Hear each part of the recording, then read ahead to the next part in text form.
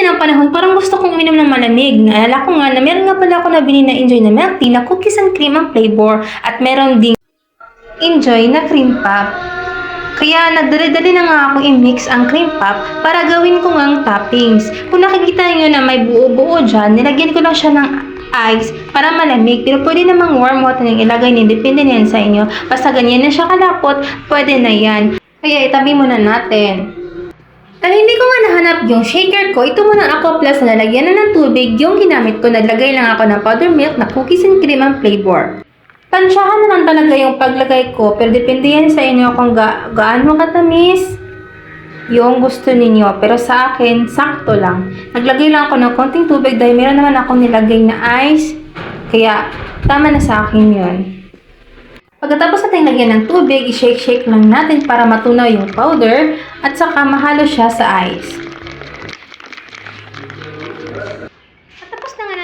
I-shake yung powdered milk at nahalo na nga siya sa ice. So, ito na ngayon yung ginawa nating cream pop kanina. So, ganito na siya ka-wrap.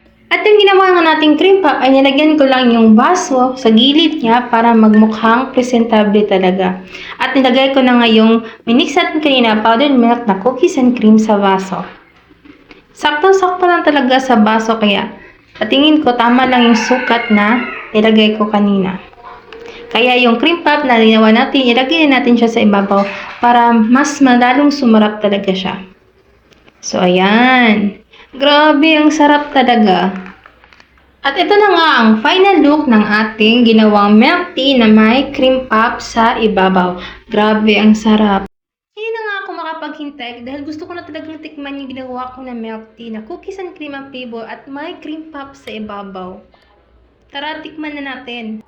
Grabe guys, wala talaga ako masabi kundi sobrang sarap niya talaga. Kaya kung meron ka ganito sa bahay, try nyo rin itong gawin dahil sobrang sarap talaga. Hindi talaga kayo magsisisi. So ayan guys, yun lang. Bye-bye!